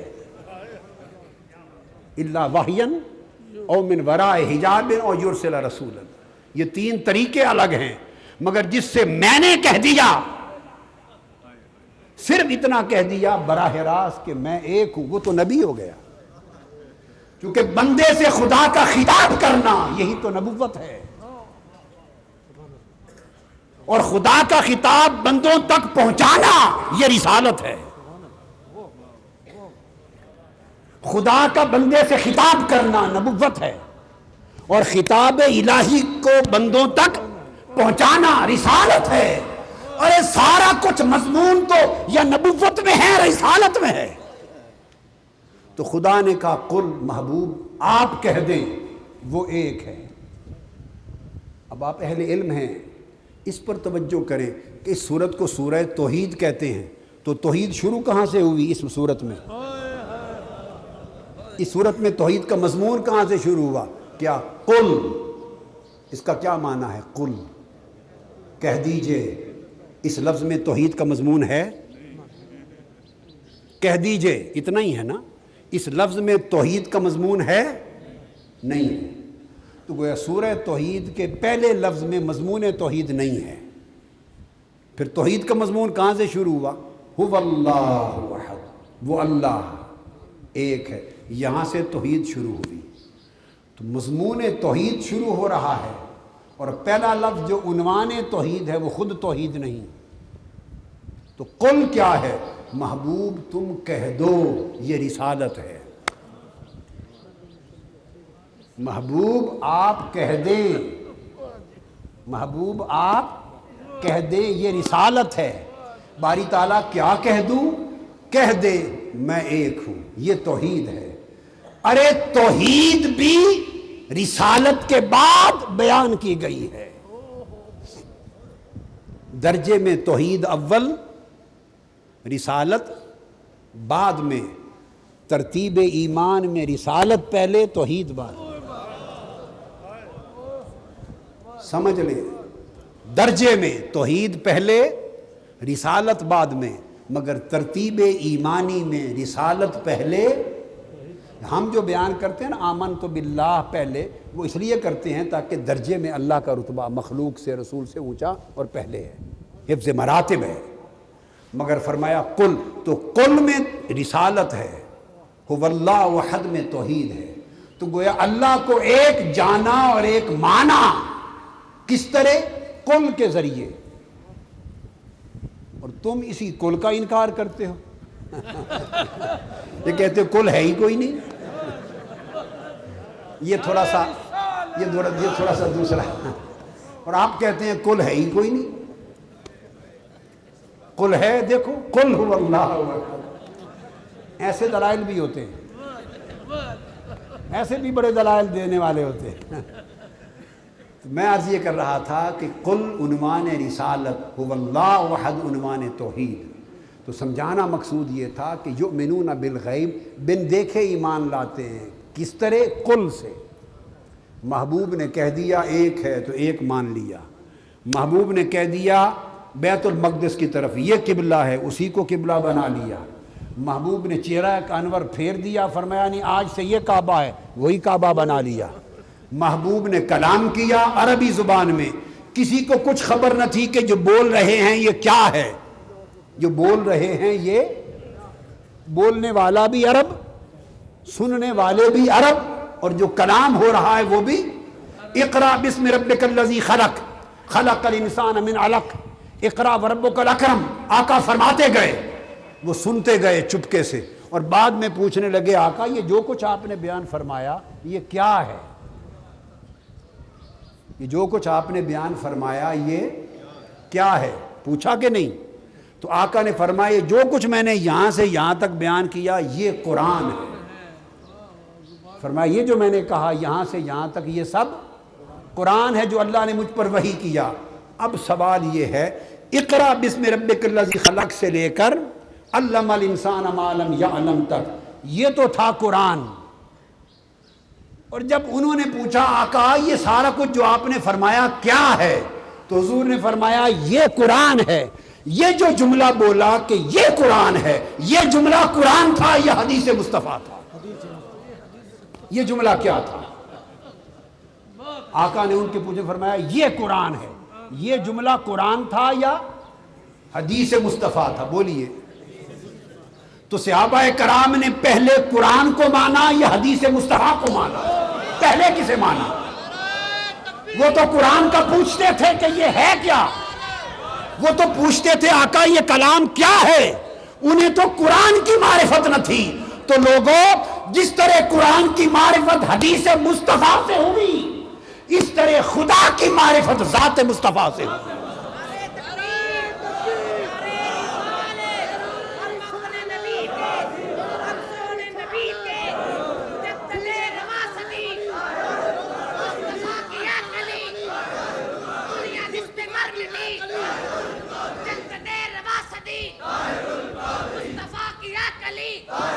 حاضرین محترم، اب اختتام کی طرف آ کر 3 حدیثیں صرف سناتا ہوں۔ صحابہ کرام کا میں نے عرض کیا تصور ایمان اور تصور معرفت یہی تھی صحابہ کرام کا۔ حجۃ الوداع آقا علیہ السلام نے فرمایا، اور عرفات کے بعد آقا علیہ السلام یوم النحر مینا میں قربانی کے لیے پہنچے، تو عید کا دن ہے، قربانی کا دن ہے، قربانیاں تھیں، تو آقا علیہ السلام نے دوسرا خطبہ وہاں ارشاد فرمایا۔ پہلا خطبہ حجۃ الوداع ہے جو عرفات میں ہوا، دوسرا خطبہ آقا علیہ السلام نے یوم النحر میں ارشاد فرمایا۔ تو بخاری شریف میں بہت سی اسانید کے ساتھ یہ حدیث آئی ہے، صحیح مسلم میں بھی ہے اور دیگر کتب میں، متفق علیہ حدیث۔ آقا علیہ السلام نے خطاب کے دوران خطاب، یہ متفق علیہ حدیث، صحابہ کرام سے پوچھا، 1.25 لاکھ صحابہ کا اجتماع ہے، اب میں بتاتا ہوں کہ مدار صحابہ کے ایمان کا کیا تھا۔ ان کے نزدیک اور کوئی شے تھی ہی نہیں، مدار کیا تھا؟ تو دوران خطاب آقا علیہ السلام نے پوچھا صحابہ کرام کو مخاطب ہو کر، ایو یوم ھذا، آج کون سا دن ہے؟ بڑی واضح بات ہے، یوم النحر ہے، بھئی قربانی ابھی دی چکی ہے، عید کا دن ہے، قربانی دی ہے، مینا میں کھڑے ہیں، کل حج کر کے آئے ہیں، سب کو معلوم، پر ایو یوم ھذا، تو صحابہ کرام خاموش رہے۔ اب ان کے ایمان کی ذرا پہچان کر لو، اور جواب میں عرض کیا اللہ و رسولہ اعلم، آج کون سا دن ہے آقا؟ اللہ اور اللہ کا رسول ہی جانتا ہے۔ مدار علم بھی ان کا یہی تھا، مدار ایمان بھی یہ تھا، مدار معرفت بھی یہ تھی۔ اللہ و رسولہ اعلم، فساکت فقال اھذا یوم النحر قالوا بلا یا رسول اللہ، بلکہ وہ کہتے ہیں فساکت، آقا علیہ السلام کچھ دیر خاموش ہو گئے، فظننا انہ سیسمیہ بغیر اسمہ، صحابہ کرام کہتے ہیں تھوڑی دیر آقا خاموش ہوئے، ہم نے گمان کیا کہ آج آقا اس یوم النحر کا دن اور نام بدلنا چاہتے ہیں، یوم النحر کی جگہ آج کوئی اور نام دینا چاہتے ہیں، اور اگر حضور کوئی اور نام دے دیتے تو اس دن کے بعد وہ یوم النحر نہ رہتا، کچھ اور ہوتا، کیونکہ دین تو بنتا ہی حضور کے نطق سے ہے، جو فرما دیا وہی ہو گیا۔ ظننا انہ سیسمیہ بغیر اسمہ، کہ شاید ان قریب حضور اس کا نام بدل کے کچھ اور نام دینا چاہتے ہیں۔ یہ صحابہ کرام کا عقیدہ تھا کہ یہ جو حج کا دن ہے، یہ عید کا دن ہے، یہ نحر کا دن ہے، یہ 27ویں شب رمضان ہے، یہ ماہ رمضان ہے، یہ جو سارا کچھ نظام ہم نے بنا رکھا ہے، مصطفیٰ علیہ الصلوۃ والسلام کے بنانے سے بن گیا۔ حضور کچھ نام بدل دیتے تو اور ہو جاتا۔ پھر آقا علیہ السلام نے فرمایا الیس یوم النحر، کیا یہ یوم نحر نہیں ہے؟ عرض کیا قالوا بلا یا رسول، جی یا رسول اللہ یوم نحر ہے۔ پھر آقا علیہ السلام نے فرمایا ایو شہر ھذا، یہ کون سا مہینہ ہے؟ اب بولیے 1.25 لاکھ صحابہ میں کس کو شک ہے کہ یہ ذی الحجہ ہے؟ کس کو شک ہے؟ کھڑے ہیں، عرض کی اللہ و رسولہ اعلم، اللہ اور اللہ کا رسول ہی جانتے ہیں یا رسول اللہ۔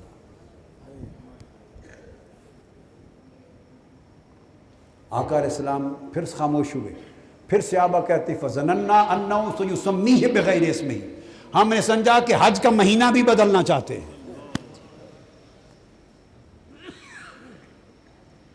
پوری شریعت مطہرہ میرے مصطفیٰ کے اشارہ ابرو کی تابع ہے۔ حج کا مہینہ نام بدلنا چاہتے ہیں۔ اگر حضور ذی الحجہ کا نام محرم رکھ دیتے، اس دن کے بعد وہ محرم ہو جاتا۔ صحابہ کہتے ہیں ہم خاموش رہے، پھر آپ نے فرمایا ذی الحجہ نہیں؟ عرض کی یا رسول اللہ یا بلا۔ پھر کعبۃ اللہ کی طرف اشارہ کیا، شہر مکہ کی طرف، فرمایا ایو بلد ھذا، یہ شہر بلد کون سا شہر ہے؟ سامنے کعبہ ہے۔ عرض کی اللہ و رسولہ اعلم، آقا اللہ اور اللہ کا رسول ہی جانتا ہے یہ کون سا شہر ہے۔ پھر فساکتا فظننا انہ سیسمیہ بغیر اسمہ، ہم نے سمجھا آج مکہ کا نام بھی بدلنے لگے۔ پھر حضور نے فرمایا بلد نہیں ہے، بلد الحرام نہیں ہے؟ عرض کیا جی بلد الحرام، اب رہ گیا، اگر آپ نے بلد الحرام فرما دیا باقی بچ گیا۔ تو صحابہ کرام کا مدار ایمان، مدار علم، مدار عقیدہ جو زبان مصطفیٰ نے فرما دیا وہی ان کا ایمان، وہی علم، وہی معرفت تھی۔ اور کبھی ایسے لمحے آتے جب ظاہری حالات اور بعض مخصوص سچویشنز کے پیش نظر کئی نو وارد، نئے داخل ہونے والے، کئی جوان، ان کے ذہنوں میں کوئی سوال ابھرتے، کچھ پریشانی ابھرتی، تو آقا علیہ السلام ان سوالات کا جواب بھی اپنی ذات دکھا کر دیتے، ادھر ہی متوجہ کر دیتے۔ غزوہ حنین جب اس میں فتح ہو گئی، یہ بھی بخاری اور مسلم کی متفق علیہ حدیث، مختلف کتابوں میں، صحیح مسلم نے کتاب الزکوٰۃ میں لی ہے، بہت ساری جگہوں پر لی ہے، بخاری شریف نے لی ہے اس کو، غنائم تقسیم غنائم میں لی، کتاب الزکوٰۃ میں لی، مغازی میں لی۔ تو آقا علیہ السلام غزوہ جب ہو گیا اور فتح ہو گیا حنین کا، اور مال غنیمت تقسیم کرنے لگے، خوارج وغیرہ کے ابواب میں اور اموال غنیمت کی تقسیم میں کئی جگہوں پر امام بخاری نے لیا اس کو، اور ایک مقام پر کئی طرق کے ساتھ مسلسل یہ حدیث دی۔ تو بعض کے دل میں خیال آیا اور آپس میں گفتگو کرنے لگے، مؤلفۃ القلوب کے باب میں بھی حدیث آئی ہے مسلم شریف میں اور بخاری میں، گفتگو کرنے لگے کہ آقا علیہ السلام ان قریش کے سرداروں کو بلا کر 100 اونٹ بہت کثیر تعداد میں ان کو آقا نے مال غنیمت عطا کیا۔ یہ تالیف قلب کے لیے عطا فرما رہے تھے کہ جو آئے اس لیے تھے، قریش تھے، سردار تھے، طاقتور تھے، ان کے پیچھے قبائل تھے، تاکہ ان کی تالیف قلب ہو تو سارے قبائل کے ساتھ پھر ثابت قدم ہو جائیں۔ آئے مال کے لیے ہیں تو رفتہ رفتہ مضبوط ہو جائیں، تو اسلام کو اجتماعی فائدہ پہنچائیں۔ تو کئیوں کی سمجھ میں بات نہ آئی تو وہ سوچنے لگے، آپس میں بات کرنے لگے، آقا علیہ السلام تک یہ بات پہنچی۔ آقا علیہ السلام نے اس میدان میں سب کو جمع کیا، انصار و مہاجرین کو اور سب مجاہدین کو، اور جمع کر کے منبر پہ قیام فرما ہوئے اور ارشاد فرمایا یہ کلمات، یہ خطبہ اس یوم حنین کا قابل توجہ۔ آقا علیہ السلام فرمانے لگے الا ترضون ان الناس یذهبون بالشاء والابل والاموال وانتم ترجعون الى رحالکم برسول اللہ. لوگوں کیا اس تقسیم سے راضی نہیں ہو کہ کئیوں کو اونٹ دے رہا ہوں، مال غنیمت دے رہا ہوں، مال و دولت دے رہا ہوں، گھوڑے دے رہا ہوں، تو کئیوں کو مال دے رہا ہوں، تو کیا اس تقسیم سے راضی نہیں ہو کہ جب غزوہ حنین سے واپس لوٹیں تو جن کو مال دیا وہ مال لے کر گھروں کو لوٹیں اور تم محمد مصطفیٰ کو لے کر گھروں میں لوٹو؟ کیا یہ تقسیم تمہیں خوش نہیں کرتی کہ ان کے حصے میں مال آئے اور تمہارے حصے میں مصطفیٰ آئے؟ بس اتنا مبارک کلمہ سننے کی دیر تھی، وہ سارے خیالات چھٹ گئے اور آقا کے قدموں پر گر گئے. آقا یا رسول اللہ سب کچھ آپ کے لیے قربان ہے، ہم راضی ہیں. تو آپ نے بنیادی اصول دیکھا آپ کو کہ ہر مرض کا علاج تاجدار کائنات نے نسبت محمدی سے کیا ہے. میں نقطہ یہ اخذ کر رہا ہوں. ہر وسوسہ کا علاج تعلق و ربط محمدی سے کیا ہے، معرفت محمدی سے کیا ہے، عشق مصطفیٰ سے کیا ہے، محبت مصطفیٰ سے کیا ہے اور تعلق بالرسالت کے ساتھ کیا ہے. یہ ہر مرض کا علاج. اور گفتگو کے اختتام میں آخری حدیث، دنیا میں بھی ایمان کی حفاظت حضور کی نسبت سے، عقیدہ کی حفاظت حضور کی نسبت سے، امت کی حفاظت حضور کی نسبت سے، غیرت دینی کی حفاظت حضور کی نسبت سے، اور علم کی صحت اور ہدایت حضور علیہ السلام کی نسبت سے، اور قبر میں بخشش بھی فقط حضور کی نسبت و معرفت سے. یہ آخری حدیث ہے جس پر گفتگو ختم کروں اور اہم ترین ہے، اس کو بڑا جم کے سنیں، چونکہ میں اس میں ایک ایسی بات کہہ رہا ہوں جو اہل علم کے سوا کثرت کے ساتھ لوگوں تک نہیں پہنچی.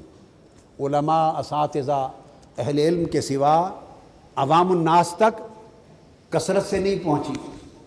میں یہ کہنا چاہتا ہوں کہ قبر میں بھی بخشش و مغفرت آقا علیہ السلام کی نسبت و معرفت سے. اور اس میں آپ کی توجہ صحیح بخاری کی طرف کرواؤں گا. صحیح بخاری میں قبر میں آپ جانتے ہیں نا بھائی، آپ تو جانتے ہیں نا کہ 3 سوال ہوں گے. جی، مر ربو کا، ما دینوں کا، ما کنت تقول فی ھذا الرجل محمد. 3 سوال ہی ہے نا.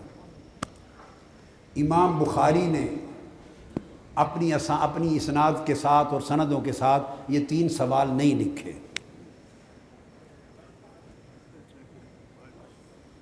یہ میری کتاب جو ابھی حدیث پر آئی ہے اور مشکات المصابیح کے بعد 600 سال کے بعد حدیث کا پہلا مجموعہ فقط حدیث کا آیا ہے.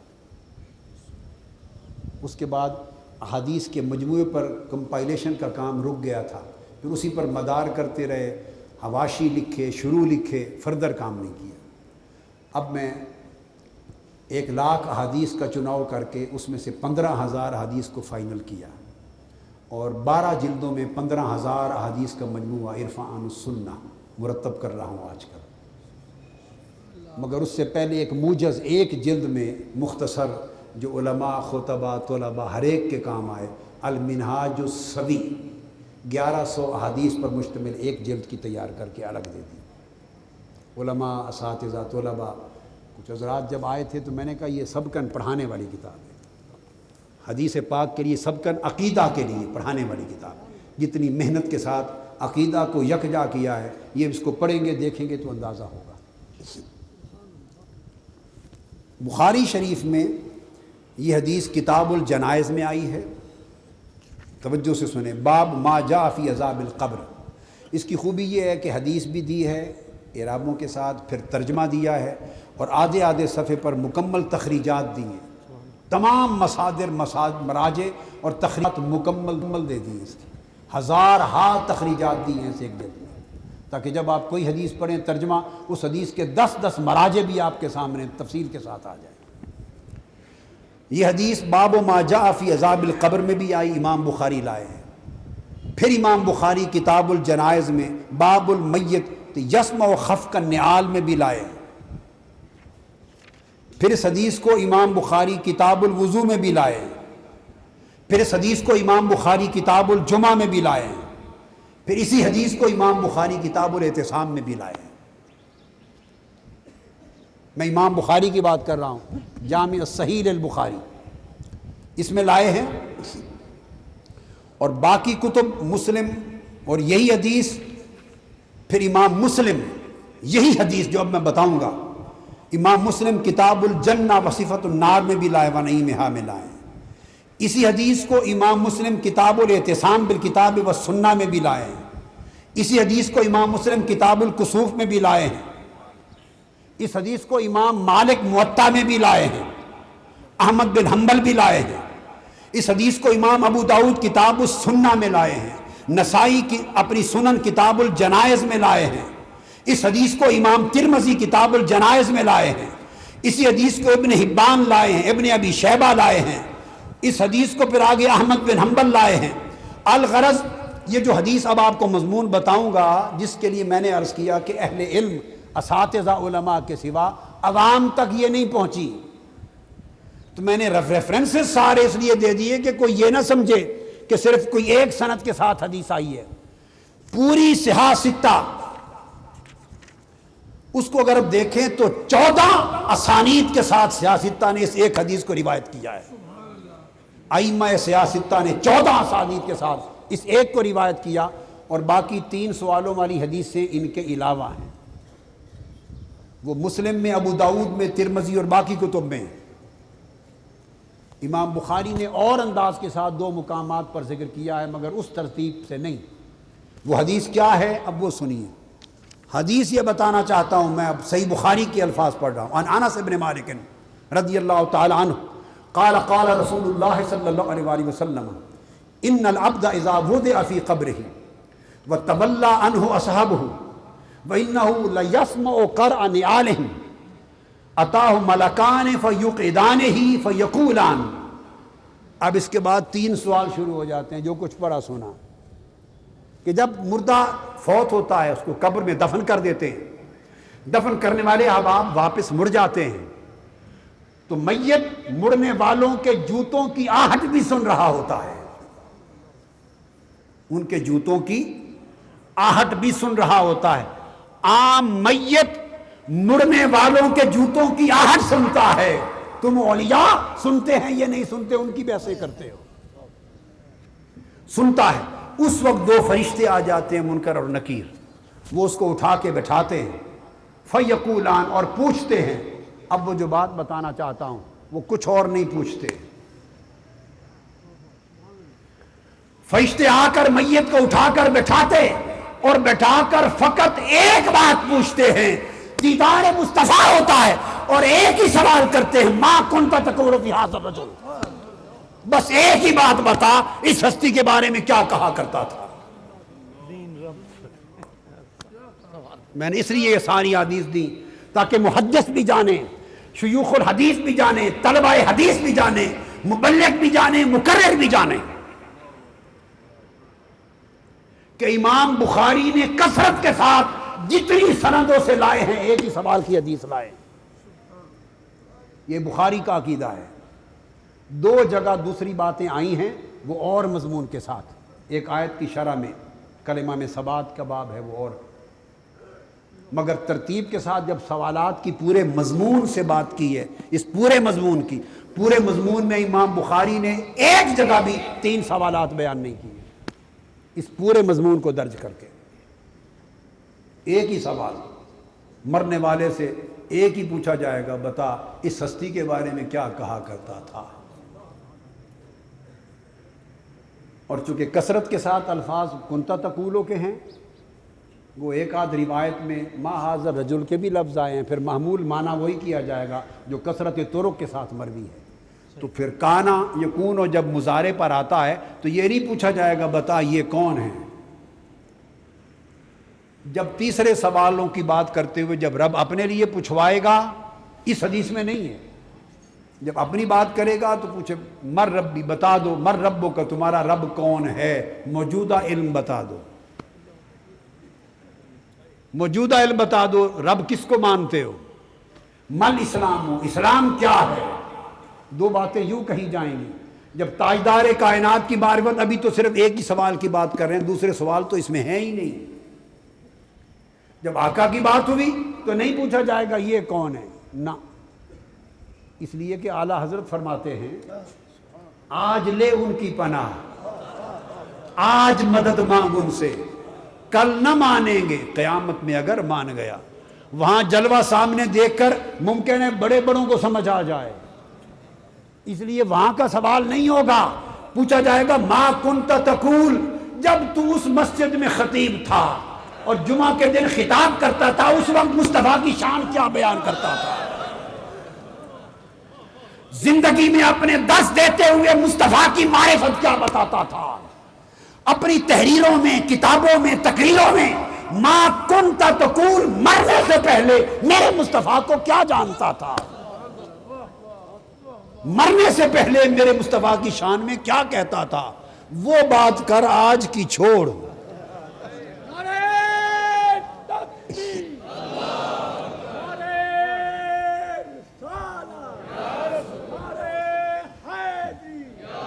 یہ آپ نے سب حدیث دیکھ لی، یہ انس بن مالک راوی ہے، پھر کثرت کے ساتھ بخاری، مسلم، ترمذی، ابو داؤد، نسائی، موطا، ان میں اسماء بنت ابی بکر روایت کرتی ہیں۔ اب یہ اور حدیث بیان کر رہا ہوں، اسماء بنت ابی بکر ان تمام کتب میں روایت کرتی ہیں۔ خسوف شمس کے دن آقا نے نماز پڑھائی، فلما انصرف رسول اللہ صلی اللہ علیہ وسلم حمد اللہ وثنى علیہ، خطاب فرمایا، اور خطاب کر کے آقا نے فرمایا کہ میں نے جنت و دوزخ سب کچھ یہاں کھڑے دیکھا ہے، اور آقا نے فرمایا وَلَقَدْ أُوحِيَ إِلَيَّ أَنَّكُمْ تُفْتَنُونَ فِي الْقُبُورِ مِثْلَ أَوْ قَرِيبًا مِنْ فِتْنَةِ الدَّجَّالِ، مجھ پر ابھی وحی کی گئی ہے کہ لوگوں قبروں میں تمہارا امتحان لیا جائے گا۔ اب یہ میں ایک اور حدیث بیان کر رہا ہوں ان تمام کتب کی حوالوں سے کہ قبروں میں تمہارا امتحان لیا جائے گا، پرچہ ہوگا۔ اب حضور امتحان بتا رہے ہیں پورا کہ قبروں میں امتحان ہوگا، وحی کی گئی ہے کہ قبروں میں تمہارا امتحان، پوچھ گچھ، آزمائش ہوگی۔ صحابہ کرام چونک اٹھے کہ یا رسول اللہ قبروں میں ہمارا امتحان کیا ہوگا؟ آقا علیہ السلام نے فرمایا یؤتی احدکم فیقال ما علمک بہذا الرجل، میرا دیدار ہوگا اور پوچھا جاؤ گا بتاؤ اس ہستی کی معرفت کیا رکھتے ہو؟ نہ مر ربو کا، نہ مل اسلام، نہ مد دی ما دینو، بتاؤ اس ہستی کے بارے میں کیا کہتے ہو؟ آقا نے فرمایا یہ امتحان لیا جائے گا قبروں میں تم سے۔ آقا خود ارشاد فرما رہے ہیں۔ پھر ایک اور روایت جس کو امام ترمذی نے کتاب الجنائز میں، ابن حبان نے مصنف ابن ابی شیبہ نے، امام ابن ابی عاصم نے، ان سب نے روایت کیا، اور ابو ہریرہ راوی ہیں رضی اللہ تعالیٰ عنہ، قال قال رسول اللہ اذا قبر المیت وقال احدکم، کوئی جب قبر میں رکھ دیا جاتا ہے، اتاہ ملکان اسودان ازرقان، وہ دو فرشتے آتے ہیں اس رنگ کے، یقال لاحدہما المنکر والنکیر، منکر نکیر ان کا نام ہے، فیقولان، یہ حضرت ابو ہریرہ نے روایت کی، راوی الگ الگ آ گئے، سارے صحابہ ایک بات بتا رہے ہیں کہ ایک ہی بات پوچھی جائے گی، کیا؟ فیقولان ما کنت تقول فی ھذا الرجل، اے میت بتا اس ہستی کے بارے میں کیا کہا کرتا تھا، کیا عقیدہ اور کیا معرفت تھی؟ آگے پھر مضمون چھوڑ رہا ہوں، جو مومن ہوگا پہچان لے گا، جو کافر ہوگا کہے گا مجھے پہچان نہیں۔ اور پھر حیرت کی بات یہ کہ پھر آگے حضرت سیدہ عائشہ ام المؤمنین روایت کرتی ہیں حضرت ابو ہریرہ کے ساتھ، جو ابن ماجہ میں روایت ہوئی۔ حضرت عائشہ صدیقہ اور حضرت ابو ہریرہ پھر ایک ہی حدیث روایت کرتے ہیں، عن النبی اما فتنۃ القبر، پوچھا گیا یا رسول اللہ قبر کا فتنہ کیا ہوگا؟ قال النبی صلی اللہ علیہ وآلہ وسلم فبی تفتنون وعنی تسألون، یہ حدیث کے الفاظ ہیں۔ فرمایا قبر میں لوگوں میرے بارے میں امتحان ہوگا اور میرے بارے میں سوال ہوگا۔ آقا فرما سکتے تھے کہ ان امور کے بارے میں سوال ہوگا، ان امور کے بارے میں امتحان ہوگا۔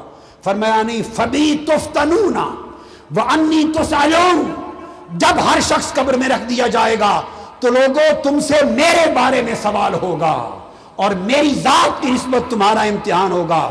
تو ثم یقال له یا رسول اللہ کیا ہوگا سوال؟ تو آقا نے فرمایا ما ھذا الرجل فیقول مؤمن محمد رسول اللہ۔ یہ ساری احادیث میں نے اس لیے آپ کو بیان کی۔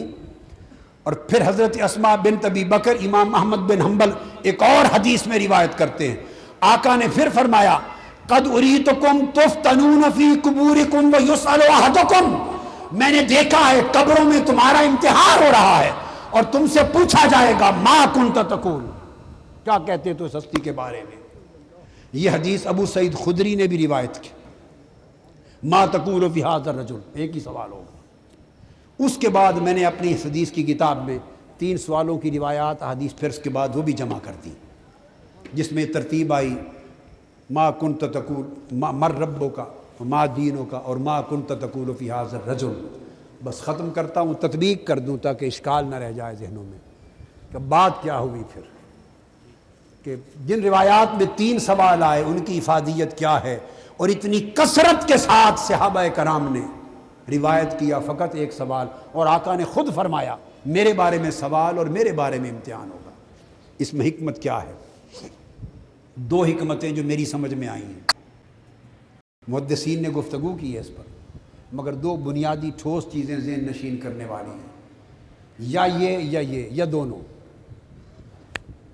یا ایک حکمت تو یہ ہے کہ جو پہلے سوال ہوں گے مر ربک ما دینک، یہ سوال نکھارنے کے لیے ہوں گے کہ بنیادی طور پر ایمان لانے والا مومن ہے یا کافر ہے، اللہ کو مانتا بھی ہے یا نہیں مانتا۔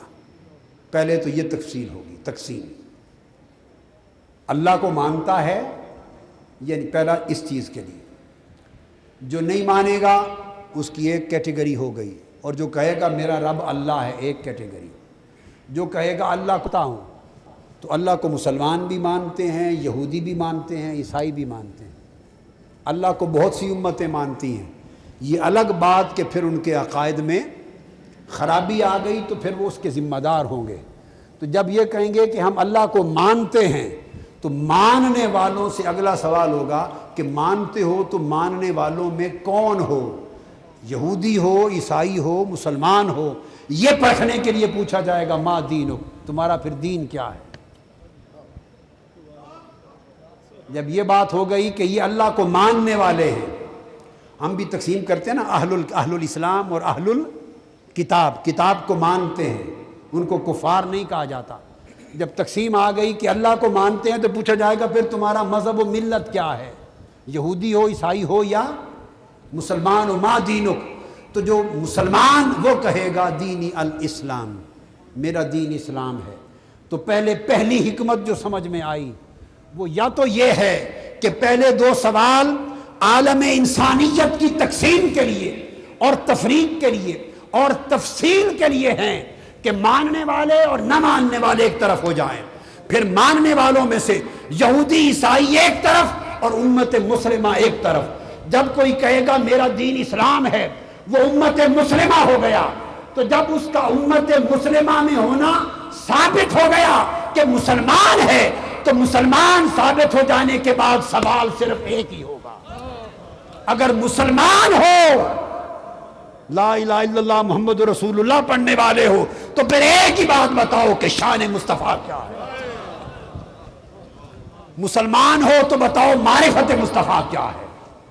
تو باقی سوال کافروں کو جدا کرنے کے لیے اور یہودیوں عیسائیوں کو مسلمانوں سے جدا کرنے کے لیے، جب جدا کرتے کرتے مسلمان رہ گئے، امت مسلمہ کے لیے امتحان صرف ایک سوال کا ہے، بتاؤ عقیدہ محمد کیا ہے۔ اس لیے لوگوں اس نسبت کو پختہ کر لو، اس نسبت کو اور اس معرفت میں اپنی عافیت سمجھو اور اس کے لیے جیو اور مرو۔ اور دوسری حکمت جو سمجھ میں آتی وہ یہ کہ 3 سوالوں کا پرچہ ہے، امتحان ہے۔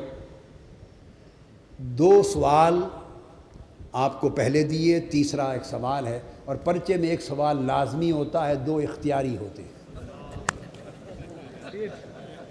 2 اختیاری ہوتے ہیں، ایک لازمی ہوتا ہے۔ کہہ دیا جاتا ہے کہ جو اس تیسرے سوال میں فیل ہوگا اور پہلے دو سوالوں کا جواب ٹھیک بھی ہوگا تو اس کو بھی دوزخ میں پھینک دیا جائے گا۔ فیصلہ وہ فیل ہوگا، فیصلہ تیسرے سوال پر۔ اور اگر پہلے سوال میں کوئی چھوٹی موٹی غلطی کوتاہی اعمال کی وجہ سے ہو گئی، تیسرا میرے مصطفیٰ کی پہچان کا جواب ٹھیک دے لے تو پہلے بھی معاف کر دے۔ اگر مر ربوں کا سوال قطعی ہوتا تو حتمی اور قطعی، اگر اس پر فیصلہ ہوتا ثواب و عذاب قبر کا تو قطعی سوال کے بعد آگے سوال نہیں کیا جاتا۔ آگے سوال تب کیا جاتا ہے کہ چلو تمہارا جواب لے لیا یس میں یا نو میں، مگر چلو آگے دیکھتے ہیں کیسے چلتے ہو۔ ماں دینوں کا، اگر ماں دینوں کا سوال قطعی ہوتا تو تیسرا سوال نہ کیا جاتا، یہی فیصلہ کر دیا جاتا بے ایمان نہ رب کو جانتے ہو نہ اسلام کو، مارو گرز لے کر اور دوزخ میں پھینک دو۔ مگر رب کائنات نے کہا فرشتوں میرا بھی پوچھو جانتا ہے یا نہیں، میرے دین اسلام کا بھی پوچھو جانتا ہے یا نہیں، مگر مارو نہیں، تیسرے سوال کا انتظار کرو۔ ممکن ہے میرے اور میرے دین کے سوال کے جواب میں ممکن ہے ڈگمگا جائے، اب میرے یار کا پوچھو، میرے مصطفیٰ کو پہچان لے تو سارے معاف کر دینا، سارے معاف کر دینا۔ اس لیے فیصلہ تیسرے سوال پر ہوگا۔ جب حضور کو پہچان لے گا تو حدیث میں آتا ہے کہ اس دوزخ اور جنت دکھائی جائے گی، کہا جائے گا ھذا کان مقعدک فی النار ابدلک اللہ مقعدک فی الجنہ۔ اگر تم مصطفیٰ کی معرفت نہ رکھتے، نہ پہچانتے تو ٹھکانہ دوزخ تھا، اب یہ صرف مصطفیٰ کو پہچاننے کا وسیلہ اور تصدق ہے کہ تمہاری دوزخ کو جنت میں بدل دیا۔ تو گویا جنت بھی حضور کے وسیلے سے قبر میں ملے گی۔ اب وسیلے کا انکار کہاں سے؟ کل کتب حدیث اٹھا لیں، تمام روایات اٹھا لیں، تمام متون اٹھا لیں، ہر مضمون کتاب حدیث کا یہ بتاتا ہے جب حضور کو پہچان لے گا تو تب جنت و دوزخ دکھا کے کہا جائے گا ابدلک اللہ الجنہ، یہ دوزخ تیری اللہ نے تمہارے لیے جنت میں بدل دی۔ یہ تو حدیث ہے، کلمہ مصطفیٰ ہے، حضور کی معرفت کے صدقے اللہ پاک فرمائے گا اسے بتا دو یہ دوزخ تھی تمہاری۔ تو جو معرفت مصطفیٰ سے محروم ہے اس کا ٹھکانہ جہنم ہے، اور جسے معرفت مصطفیٰ ہو گئی اس کی خطائیں کمزوریاں باقی بھی معاف ہیں۔ اور اس کے لیے فرمایا اللہ پاک نے اس وجہ سے معرفت مصطفیٰ کے تصدق سے تیرا ٹھکانہ بدل کر جنت بنا دیا ہے۔ تو پتہ چلا کہ جنت کا اصلاً مستحق کوئی نہیں۔ اعمال پر گھمنڈ کرنے والوں، جنت پر اعمال کی بنا پر اصلاً مستحق کوئی نہیں۔ ابدلک اللہ الجنہ کے لفظ ہیں، جنت بدل میں ملے گی، بدل میں ملے گی۔ بدل کس کا؟ تصدق معرفت مصطفیٰ کا، حضور کی معرفت کے صدقے سے جنت میں ملے گی۔ اس لیے اول بھی حضور کی معرفت اور آخر بھی حضور کی معرفت، اور قیامت کے دن بھی حضور کی معرفت، اور جنت میں بھی حضور ہی کی معرفت۔ اس لیے اپنی زندگی کو اس محور کے گرد گھمائیں، اعتقاد کو مضبوط کریں، ایمان کو مضبوط کریں، اور حضور کی ذات اقدس کے ساتھ عشقی، حبی، عملی، اتباعی تمسک اختیار کریں، اور حضور کی عزت و حرمت اور محبت کے لیے جئیں اور مریں۔ یہ مشن اصل دین اسلام اور اسوہ صحابہ ہے۔ اللہ رب العزت جامعہ نعیمیہ کو آباد رکھے، حضرت مفتی اعظم کے اس گلستان کو آباد رکھے، علماء اساتذہ آباد رہیں، طلباء آباد رہیں، اور آپ کے ذریعے دنیا میں حضور کے دین کا نور پھیلتا رہے۔